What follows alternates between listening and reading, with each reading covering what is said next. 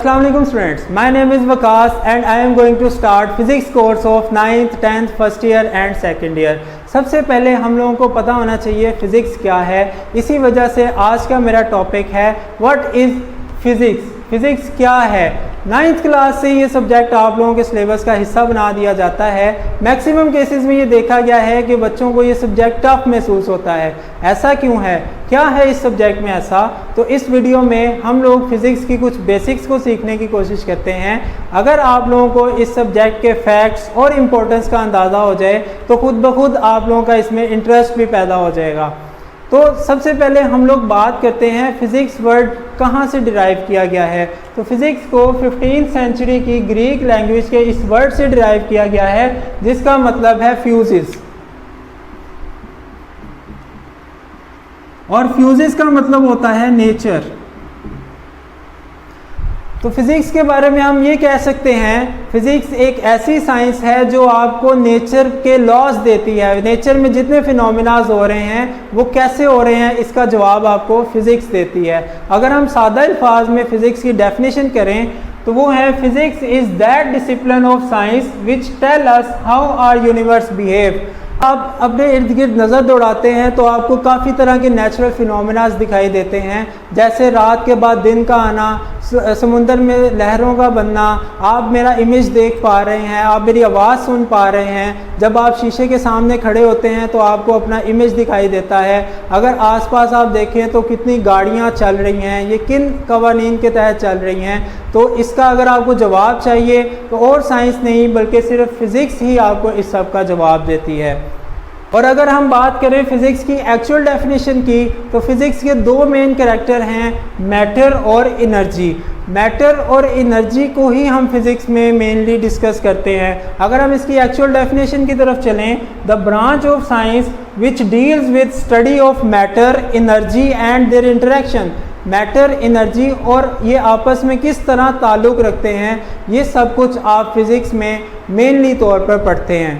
So students, ये तो बात होगी फ़िज़िक्स की डेफिनेशन के बारे में। अब हम चलते हैं फ़िज़िक्स की कुछ खसूसियात की तरफ। वो कौन सी खसूसियात हैं जो फ़िज़िक्स को दूसरी साइंसेस से मुख्तलिफ बनाती हैं? तो 3 ऐसी खसूसियात मैं आपसे शेयर करने जा रहा हूँ। सबसे पहली है फैक्ट्स।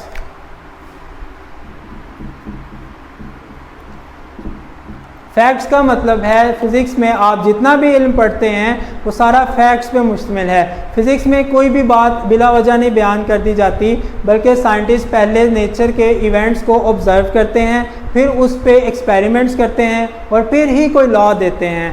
तो फ़िज़िक्स में सारी बातें एक्चुअल इल्म पे बेस करती हैं। दूसरी तरफ अगर हम बात करें तो फ़िज़िक्स हमें यूनिवर्सल लॉज देती है।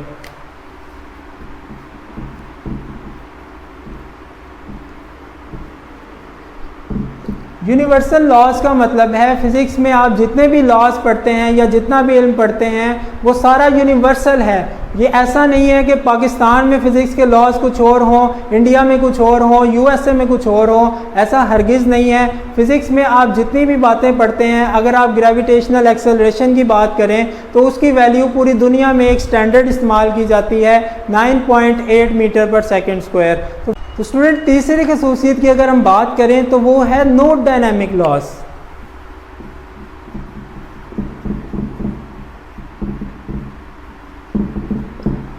फिज़िक्स के जितने भी लॉज हैं वो स्टैटिक नहीं है, डायनामिक नहीं है, बल्कि आप उसमें तब्दीली कर सकते हैं। साइंटिस्ट जब किसी नए नेचर के फिनोमेना को ऑब्ज़र्व कर रहे होते हैं और अगर एक्सपेरिमेंट्स में पुराने लॉज एप्लीकेबल ना हो तो साइंटिस्ट नया लॉ बना देते हैं ताकि उस नेचुरल फिनोमेना को बेहतर तरीके से एक्सप्लेन किया जा सके। अब मैं आपको बताता हूँ फिज़िक्स के 2 बेसिक प्रिंसिपल्स। एक है यूनिफिकेशन और दूसरा है रिडक्शनिज्म। पहले हम बात करते हैं यूनिफिकेशन की। यूनिफिकेशन का मतलब होता है एक लॉ। हर साइंटिस्ट की कोशिश होती है फिज़िक्स के तमाम नेचुरल फिनोमिनाज, नेचर के तमाम नेचुरल फिनोमिनाज को एक लॉ देकर एक्सप्लेन किया जा सके। जैसे न्यूटन ने लॉज ऑफ ग्रेविटेशन दिए और कोशिश की कि नेचर में जितने भी फिनोमिना हैं वो सारे उन लॉज पे एक्सप्लेन हो सके। न्यूटन ने 3 लॉ ऑफ ग्रेविटेशन दिए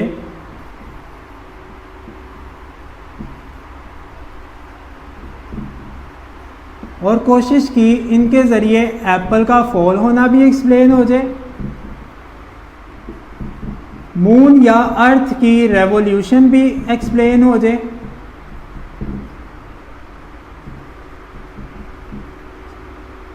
और अगर पेंडुलम स्विंग कर रहा है तो वो भी इसी से एक्सप्लेन हो जाए। इसी तरह न्यूटन की तरह आइंस्टाइन, स्टीफन हॉकिंग, जितने भी साइंटिस्ट गुजरे हैं, सबकी यही कोशिश थी कि वो सारे नेचर के फिनोमिनास को एक लॉ देकर एक्सप्लेन कर दें। इसी को हम यूनिफिकेशन कहते हैं। अगर हम दूसरी तरफ बात करें रिडक्शनिज़म की, तो रिडक्शनिज़म का मतलब है फिज़िक्स की काफ़ी बड़ी कॉम्प्लेक्स प्रॉब्लम्स को छोटे छोटे हिस्सों में डिवाइड करके एक्सप्लेन किया जाता है। अगर हम बात करें, एक पिस्टल से गोली चलती है तो हम सबसे पहले पिस्टल से निकलने वाली गोली की वेलोसिटी को फाइंड करते हैं, फिर आगे मटेरियल कौन सा है उसको स्टडी किया जाता है। इसी तरह फिज़िक्स के तमाम अवामिल को छोटे छोटे हिस्सों में तकसीम करके हम स्टडी करते हैं।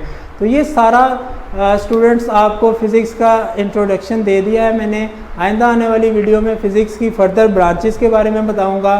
तो आप लोगों ने मेरी वीडियो को लाइक करना है और मेरे चैनल को सब्सक्राइब करना है। Thank you so much.